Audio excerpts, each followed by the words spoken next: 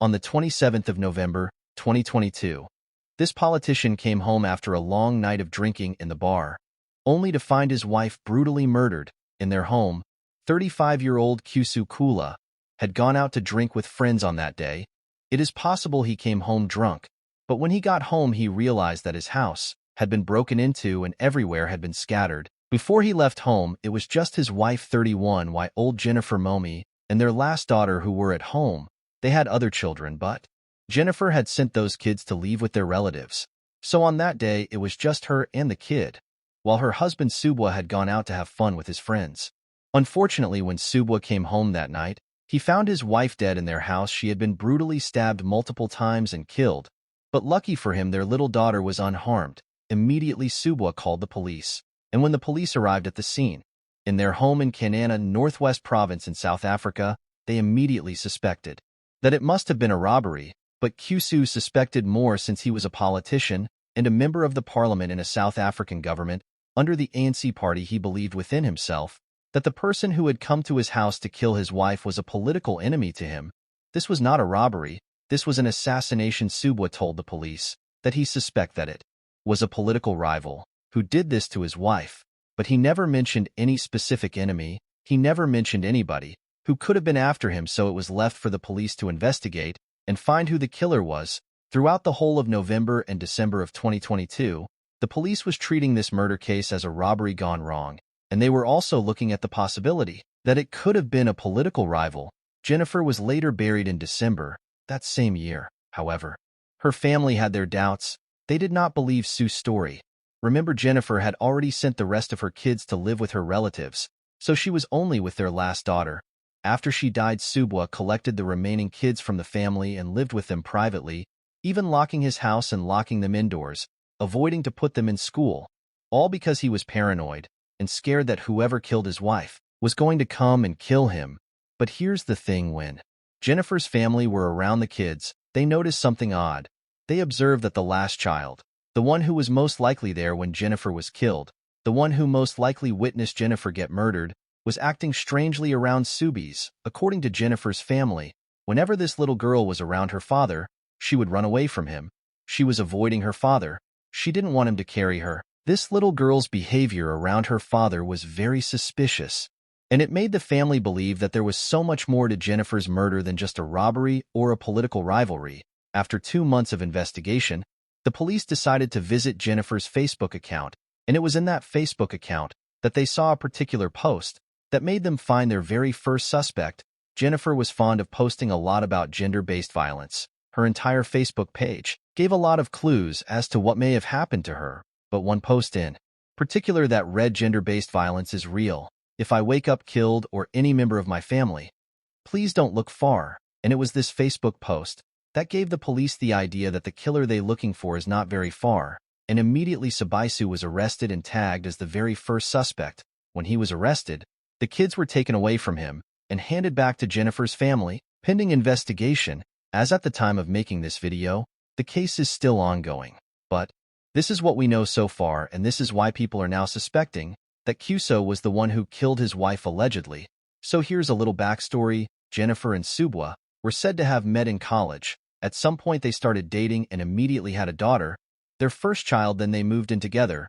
Jennifer took on a job while Subwa was trying to chase a political career. It was said he was focused on youth politics, and slowly he was going up in ranks, and immediately got to join the ANC political party. He even started holding important posts in the youth section of the party, and pretty much became a driving force in the party to reach out to the youths in South Africa, to get their attention and votes, to side with the ANC. That was his duty with the youths in the African National Congress. He wasn't earning much at this time because he was just a young man who wanted to make a positive difference in the political arena in South Africa. However, at this time it was said he had already had the habit of drinking a lot and was coming home to be abusive to Jennifer and the kids, physically abusive. He was always quick to anger, but Jennifer did not speak up about it. She kept it within herself. However, on her Facebook page, she would make critic posts regarding gender-based violence, toxic relationship manipulation. She spoke a lot about the heels of relationships and marriages. That wasn't specific on her, but just generic. Whoever read it would think maybe she's talking about someone else or something she had seen. Not many people knew that this was her reality. Mind you, she was still managing life with Cuso and their kid as well as her job. For what it was worth, she was the one holding the family down, because she was the only one getting paid. Well, at the time. However, during the 2019 national elections in South Africa, Sibusiso was elected as member of the parliament for the Northwest Province, and this would change their lives forever. Sue started earning good money, he started getting paid. Finally, his political dreams began paying off. He became rich to the point that they got a new house, new cars, and Jennifer had to stop work on his orders to become a full-time housewife. After all, their life is changed.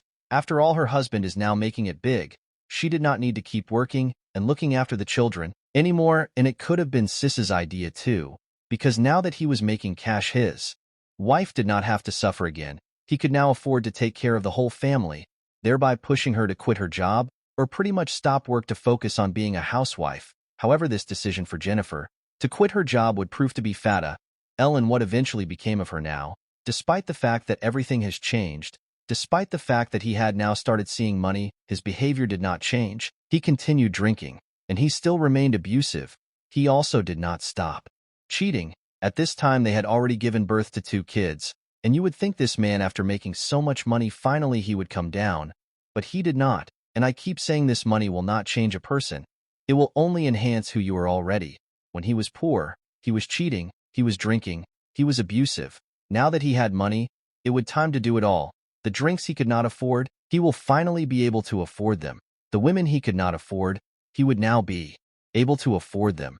And since he had so much power beating up his wife and kids when he was broke, now he has money, the pride will double, and this was something Jennifer did not realize. In 2021, she had another child, a little girl, and since she had this child and she was dealing with her husband's behavior, she decided to send her 2 kids to live with her relatives, while she stayed with the baby and then focus on being a wife to her husband, who was already doing the most. It was on the 28th of May, 2022, that she made the cryptic post, talking about gender-based violence is real. If anything should happen to me, don't look far. And this post made a lot of her friends very concerned. They kept asking her to leave. They kept telling her that if she was in danger, she should leave, and she responded that she was planning on leaving the marriage, that she had it in mind, that she was going to leave. But the problem now is that she couldn't just leave empty-handed. She had quit her job for a while now. She had no money. If she was going to leave, how would she be able to save for the kids? Despite saying she would leave, she still did not leave. She continued living with him with her baby, although she had made arrangements for her other kids to leave with her relatives so that they will be protected. But she herself was in serious danger.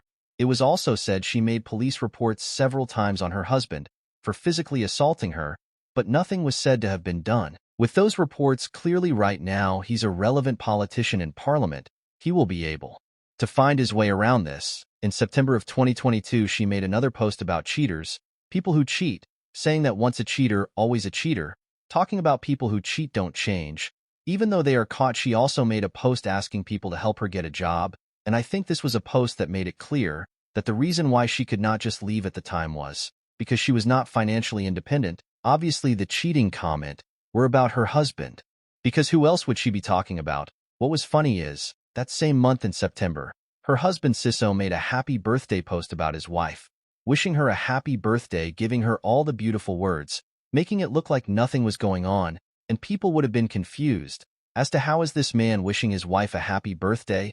In the same month, wife posted about cheaters don't change, help me get a job. I can't wait to leave this marriage. It was confusing for a lot of people who were probably friends of both of them. In November, she also made another cryptic post on the 26th of November. She died on the 27th. She made a post on the 26th taking about leaving an environment that is not safe and focus on growth. She posted picture of a man beating a woman on her Facebook and encouraged young girls to choose a good man over a handsome animal. And the next day, on the 27th of November, 2022, where she said secrets and lies kills a relationship no matter how careful you are. It was that night that Siso had gone to a bar to drink with friends and had come home drunk. It is believed that allegedly when he came home, Jennifer confronted him about his behavior. They got into a heated argument where he physically assaulted her multiple times, beating her up and eventually stabbing her a number of times till she died. There's also a chance that their last child, the little baby, saw him do it, saw him kill her mother. There is that possibility, which would explain her behavior subsequently avoiding the father. and running away from the man and crying whenever he picks her up. Because one thing about children, they will be truthful. Their behavior towards you would reveal. Lot children are not stupid. After Sabaisu had finished killing Jennifer, that was when he realized what had done, and allegedly it was said that he decided to scatter the whole house and leave the door open to make it look like someone else had come in to do it. And since he was a politician, there's that possibility that it was believable for him to claim that it was a political enemy that had come to do this to his wife. But the only problem was he was just member of parliament. Political enemies don't know you. There are levels to politics where you start having political enemies. Governors trying to fight for governorship. I can get one trying to kill the other one. President trying to fight for presidency. I can get one trying to kill the other one. But as a member of parliament, just being there, I mean, you don't necessarily have a power. I don't know if anyone would want to harm you. It's like two assistant class prefect fighting to kill each other, for there are just some positions in politics that nobody really wants to kill you for. Like nobody. I'm sure when he won the election, he was the only one who contested, so why is he trying to make it look like he was one big shot in the parliament, in the political arena, that he suddenly had political enemies? And if he claimed it was robbery, the police also realized that nothing of value was stolen. If people came to steal what was stolen, nothing. The house was just scattered, and the woman was murdered on the 20th of January 2023. Subwa was rearrested in Aaron in court. He pleaded not guilty to the murder of Jennifer and applied for bail a number of times, but was denied. In April of 2023, he went to the High Court to apply for another bill, where he was granted 50,000 round bill. And since he was at flight risk, which means that there's a chance he could fly out of the country and run away, they seize his international passports. While he was awaiting trial, he lost his parliament membership. This was around October in 2023, and in May of 2024 this year, the state made an appeal for his bill to be retracted because now that he was allowed to be out and about his life. But the problem is they realized that he was going to witnesses, threatening them to change their statements, and also trying to bribe some people to testify on his behalf to make him look innocent. This was an alleged claim by the state, which made them beg the court to take him back to prison, because if he's out of prison, he will tamper with the proceedings and the processes of the court case. People who knew things that could land him in jail and a sentence, he was going after those people. One thing we know about some cases we've seen in South Africa, witnesses tend to disappear when it's time for the trials, even die. And I think anyone who is capable of stabbing his wife multiple times is also capable of making witnesses disappear. I think it was important that the state take his bill back and put him in jail till the trial was over. At the time of making this video, Siso has not been found guilty. So I mean, there is still that 1-3% chance that it was an armed robber who did it or a political rival who did it. As of now, Subwa has not been found guilty, and there remains a slim possibility that someone else was responsible. However, all indications point towards his involvement. Jennifer's own words, "If anything happens to me, don't look far," seem to be prophetic. The police are on the right track, but the court will ultimately decide Subwa's fate. The suspicious behavior of their youngest daughter towards Subwa is a critical piece of evidence suggesting his guilt. Please let me know your thoughts on this case. Don't forget to like, share, subscribe, and turn on notifications to stay updated on this story. Thank you for watching.